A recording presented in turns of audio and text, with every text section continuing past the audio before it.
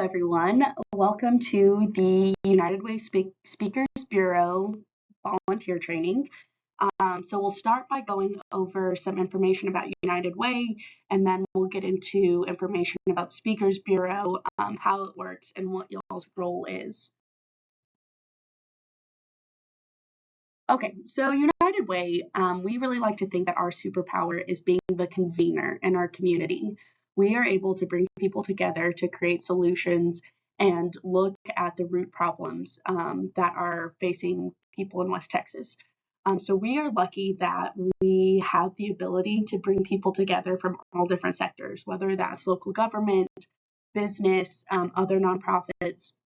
We are really able to bring all of those different audiences together so we can have a really great conversation and look at how we create solutions. So our work is also different because we're not single issue focused. We take a look at root issues that are happening here, and sometimes those change. If you think back to like the 90s, one of our strategic initiatives was looking at low birth rate in babies. Now that is not an issue here, so we were able to pivot and kind of look at other things. We also have a really deep knowledge of our community. We've been in Lubbock for 78 years, and so that has allowed us to have a long-term look at different factors, different things that are going on, so we really know how to best serve West Texas. We are also able to mobilize a lot of people in our community because of that long history. We are lucky that we have support from our community through volunteerism and other things, and so we're really able to mobilize our community when we need to. We also advance equity by using that position in our community. We like to think of our job also as opening up access for everyone here, opening up access so people can use services and they can get the support that they need. Okay, so our strategic initiatives. We'll start with economic mobility. So we think of economic mobility as a way to create opportunities to move households toward financial stability. And that is really a multi-pronged approach. So thinking about maybe that means people can further their education by going to the Goodwill Career Resource Center, adding some new skills so they can move up in their job. Or it's allowing parents to find quality, affordable childcare so that they're not spending as much of their paycheck on daycare. Or thinking about things like getting utility assistance if that's needed, or healthcare on a sliding scale from Lubbock Children's Health Clinic. So kind of a different way to think about economic mobility, not just going out and really campaigning for raises for people. That's not very reasonable or doable. And so if we think about other systematic ways to help people, that's really the economic mobility initiative. Looking at education, we focus on kindergarten readiness and third grade reading levels. Kindergarten readiness is thinking about the social and emotional readiness of children going into kindergarten. So do they know how to interact with their peers? Can they sit still long enough for story time? Those kinds of things. And those are things that kids really learn while they're in quality, affordable childcare and in pre-K. So expanding those places where parents can send their kids so then they can go to kindergarten and thrive. Looking at their grade reading levels, that is where kids make the change from learning to read to reading to learn. So if children don't have that good foundation of reading, they're going to start falling behind in their other subjects as well. And that's really going to set them at a disadvantage for the rest of their education. We also look at adult education. So adults wanting to continue their education, add to their career skills. That is what some of our community partners do as well. Confronting violence.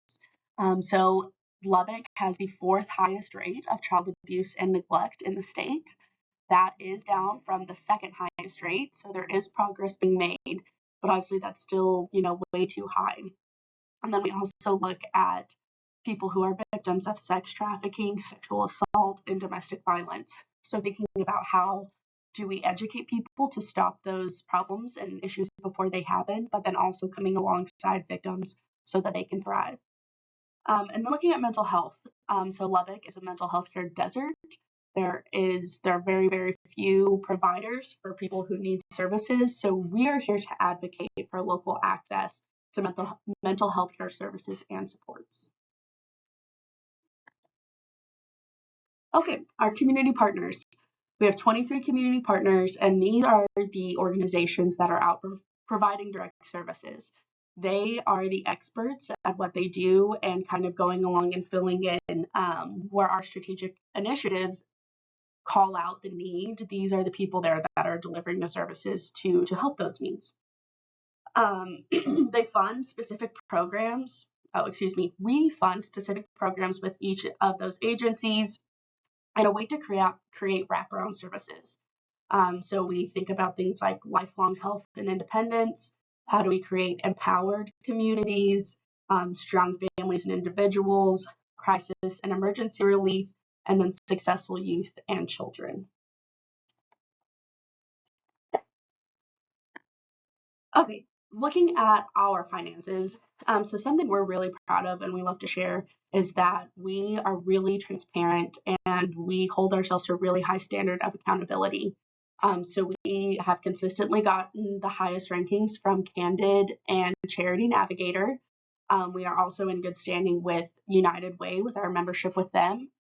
We have a strong financial position. We always make sure we have a minimum of 3 months total expenses in our undesignated fund balance. And then if you or anyone you're talking to at your meetings or anyone is just interested, we always have our most recent audit and our 990 on our website. Again, just to provide that transparency and accountability to our community. Okay, now we're going to go into an update on ALICE. So if some of you have been involved with us recently, the past couple of years, ALICE is something kind of new that we've been focusing on. And so this is a group of people that are asset limited, income constrained, employed. So people who have jobs, sometimes more than one job, but they're still struggling to make ends meet, right? So this is a lot of people who we interact with every day, right? These are teachers, these are home health people, these are people who work in grocery stores and food service. And so when we look at our most recent numbers, in 2022, 49% of households in Lubbock County fell into the ALICE threshold. So almost half of households in Lubbock County are struggling to make ends meet. That's up from 44% in 2021. And what we saw the difference in 2021 and 2022 was that some of the extra money people were getting through pandemic assistance ended. And so those people who maybe were still kind of getting by, even though, they were working multiple jobs or had a job, once those pandemic assistances were taken away, they really started to struggle. And so when we look at that number, that 49%, that includes over 24,000 households that are in poverty and then 38,000 that fall into ALICE. That is 81% of single female-headed households fall into ALICE. So single moms who are trying to provide childcare so they can work on one income, right? That's really difficult. And then surprisingly, it's also people like registered nurses. About 12% of registered nurses in Lubbock County fall into that ALICE threshold.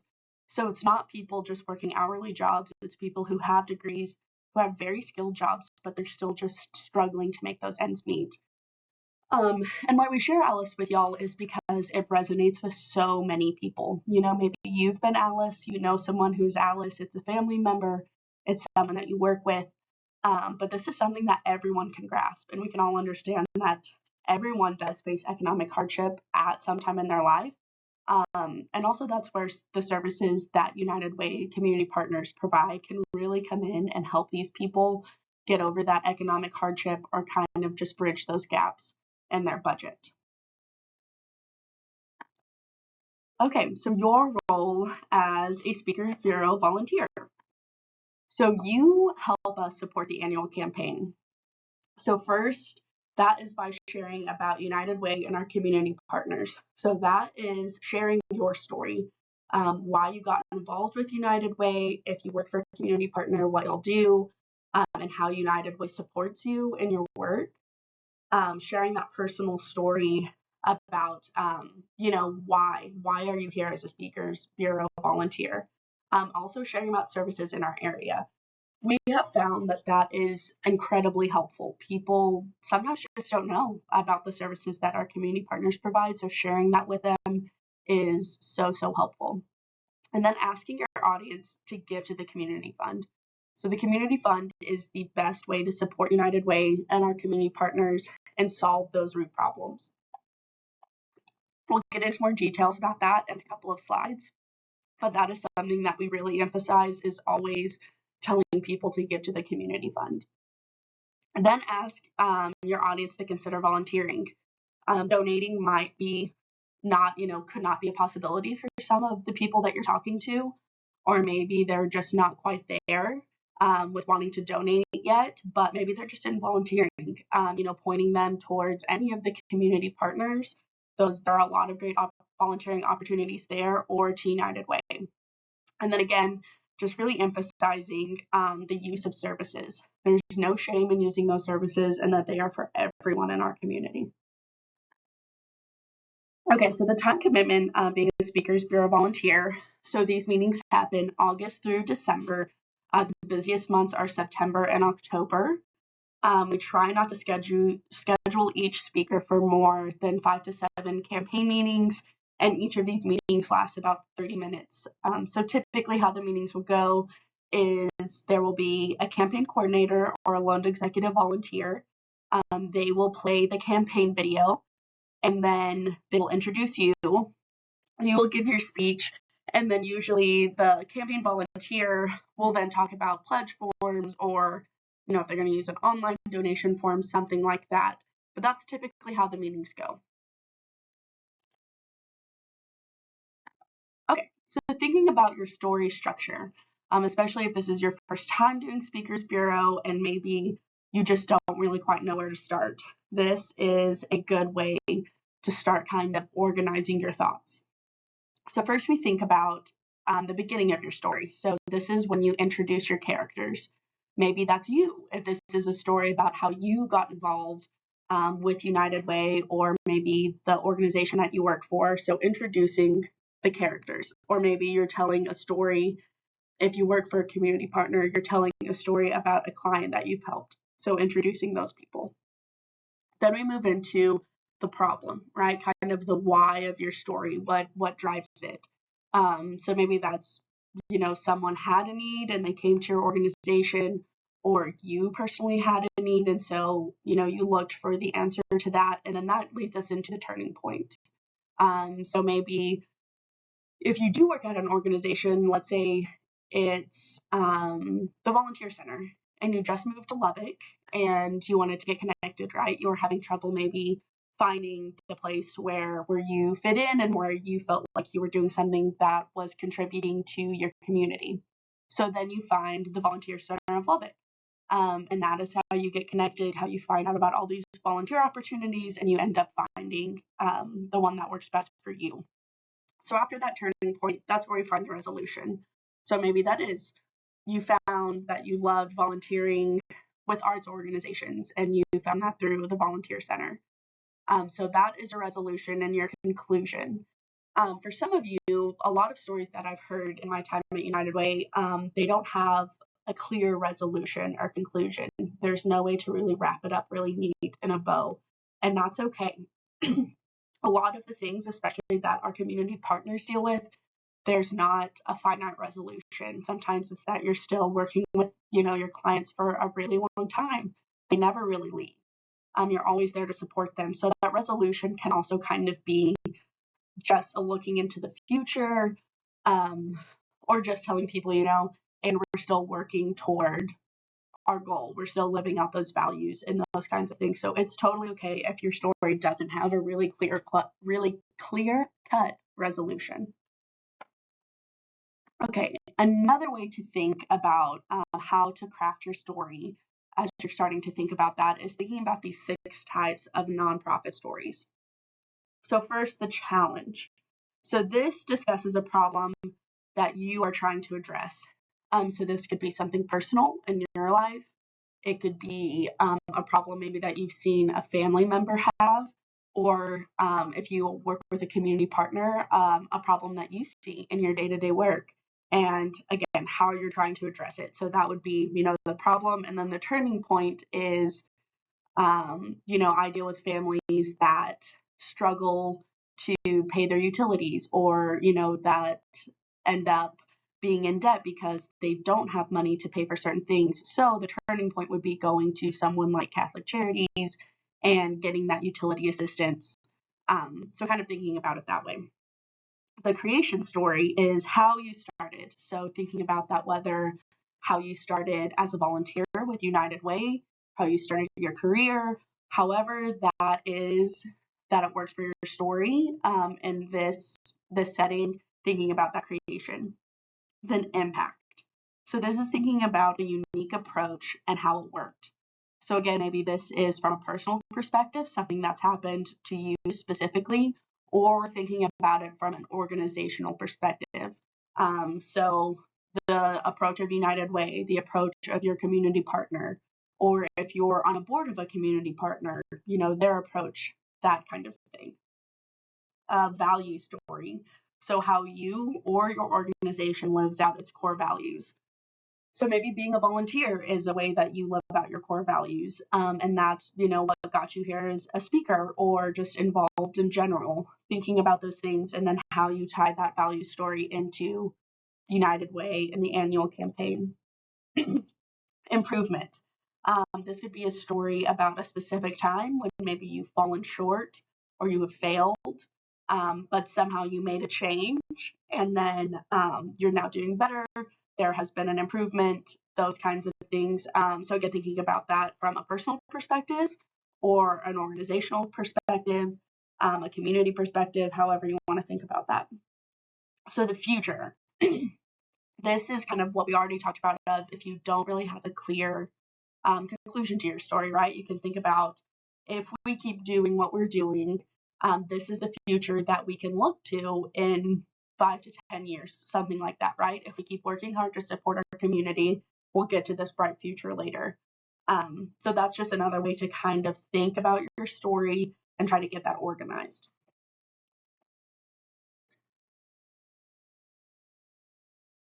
Okay, this is the campaign video. If you would like to watch it, you can go to our website. It's under annual campaigns and then campaign resources. So the campaign video really just tells about the theme for our annual campaign, and it tells about United Way, our community partners, so people can really just kind of get a good foundation and baseline for who United Way is, what we're doing, why you as a Speakers Bureau volunteer are there to speak to them. So like I said, at all of the meetings, we really try to get the campaign coordinators or the loan executives to play this video before you go on to speak, again, just to give people that foundation for why you're talking to them and what United Way is and what we do. Okay, so this year's theme is Growing Our Future Together. As we started brainstorming this, we were kind of thinking about last year's campaign theme, which was Better Together. And so how do we kind of build on that, but also thinking about Lubbock into the future? Lubbock just continues to grow every year. And so thinking about what kind of community are we making sure that we're building for the future of Lubbock? So that is where this campaign theme came from, in thinking about, are we making a community that is still supportive, that is still, doing our part to provide services for those who need it. And so that's really just the theme, the thoughts behind this year's campaign. And if you would like to kind of wrap that into your speech, that is wonderful. Last year I heard, some speeches where at the end, the speaker would kind of wrap up their speech with, and with your support, that is how our community is better together. So if you wanted to do that, that is wonderful, kind of ties everything together. Okay, turning your story into a presentation. So goal and structure. So again, your goal is to share the why of United Way and why it's important to our community, and to inspire your audience to give or to get involved. So basic structure, first starting with explaining the need. Right, so thinking back to our story structure, that is when you're introducing the characters and the problem, right? That's explaining the need. personalizing it with a story.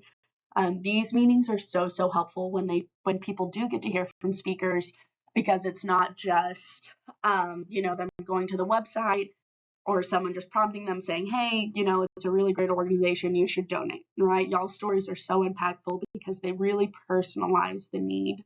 And they're hearing from someone that they can trust, right? Hearing it from a real person who's not just asking, for a one-time donation is very impactful. And then wrapping up your speech with a three-pronged ask. We found that doing this three ask is really helpful, and it seems to resonate with people. So first is asking people to give to the community fund if they're able. Second, asking them to volunteer. Again, whether that's volunteering with a community partner or with United Way. And then finally, asking them to find the support that they need or someone that they might know needs, right? Again, telling them these services are for everyone in our community. There's no shame in it, right? That's why these organizations are here, is to provide services. Okay, giving to the community fund. So the reason why we really push giving to the community fund is because that is what goes towards addressing group issues. It supports that collaborative effort to really think about a comprehensive way to solve the problems that we see in our community. And all of these gifts are used locally to address our local needs. We do have to pay some dues to United Way Worldwide and United Ways of Texas. Those dues help us get things like research, some marketing things, that kind of stuff, but the vast majority of the money stays locally to address those local needs. All of these programs that our community partners provide go through rigorous review and oversight from United Way volunteers. So each community partner has to go through a program review and a stewardship review to make sure that they are providing the programs they say that they are, and that they are being good stewards of donations. That is something that we love to share at United Way, is that whenever you do donate to our community partners and to the community fund, you can rest assured that your money is being spent responsibly and that you truly are giving to the best organizations that have been thoroughly vetted and that are doing the best work. Okay, so as you go into your meetings, just be prepared. So double check the meeting date, time, location, any kind of special instructions. Whenever we get meeting requests, we always tell the people who give those to us to give us as many details as possible, be as specific about where to park, where to enter, those kinds of things, just so y'all are set up for success. You know exactly where to go when you get to a building, especially if you've not been there before, or it's somewhere that maybe is kind of confusing, has multiple entrances. So we always try to give you as much information as possible. Practice your speech ahead of time. Even if this is something you've done before, you feel really comfortable with public speaking, it's always helpful just to go over it ahead of time in front of someone, or even if it's just to yourself, just to make sure that you feel comfortable with it. Arrive on time. I would even suggest, if you can, arriving a little bit early. Last year, to some of the meetings I went to, I liked getting there early just to kind of get a feel for where I was going to be, the room I was in, talk to the campaign coordinator, see how they wanted the meeting to go, if they wanted me to introduce the video, anything like that. So just arriving on time is really important. Then dressing appropriately. All of y'all are professionals, you know what that means, but thinking about also where you are, right? Maybe if you're going to a meeting at Yana Logistics in a huge warehouse, maybe you don't wear your tallest high heels because you are going to be walking for a while. Or if you're going to talk to a bunch of bankers, maybe you don't wear what you would for Casual Friday. So that also kind of ties in with knowing your audience, right? Thinking about who you're talking to and even how many people you're talking to. Maybe it's a smaller group, and so if your story is kind of long, or you could add in some additional details, that might work better for a smaller group. Or again, if you're talking in a really big warehouse, maybe you try to just make your story as clear and as memorable as possible. So just thinking about those different audiences and kind of how your speech can work for them. Okay, tips for giving a great presentation. So again, practice. That is so important, especially if your story might be kind of emotional. I think it's a lot different writing a speech, thinking about it, and then whenever sometimes you go to actually say it, it can be a little bit difficult. So practice, that is so important. Start by taking a deep breath. Will really help just to calm you down, get you centered and ready to talk to your audience. Think about the 3 E's: energy, emphasis, and emotion. So whatever it is that you're talking about, you're the expert on it. So go into it with that energy, that you're confident, you know what you're talking about. Emphasis, really emphasizing, right, that need in our community and how United Way helps those needs. And then emotion. Again, this is a personal thing, and you are the expert on whatever it is that you're talking about. So having that emotion behind it. If you are a fiddler, having something in your hand, whether that's a pen or a penny or something like that, right? Or if you like to talk with your hands, if that keeps your hands busy, do that as well. Look for a friendly face. Maybe you know someone in the meeting, and so you feel comfortable making eye contact with them. That is wonderful. You can also divide the room into thirds. That's a really good way to kind of get a little movement in your speech and also keep it a little bit more engaging, right? To where you're moving around, you're looking at different people in the crowd and getting their attention. And speaking from your heart, not your head. So don't get too nervous about if you trip up or you have a couple of ums or likes. It's about speaking from your heart and having that impact about whatever it is that you're talking about. Okay, so limiting yourself to one impactful story. I'm sure for some of you, a lot of things might be coming into your mind right now about what your speech should be, what kind of stories you should include. But limiting yourself to one impactful story really allows that to shine, right? It allows people to not get confused maybe about what you're talking about, and they will come away with that impactful story, that valuable lesson when you just really stick to one. If you would like to use some helpful statistics, some audiences really enjoy that, and it can also really grab their attention. So maybe that is the ALICE statistic of 49% of households in West Texas are struggling to make ends meet.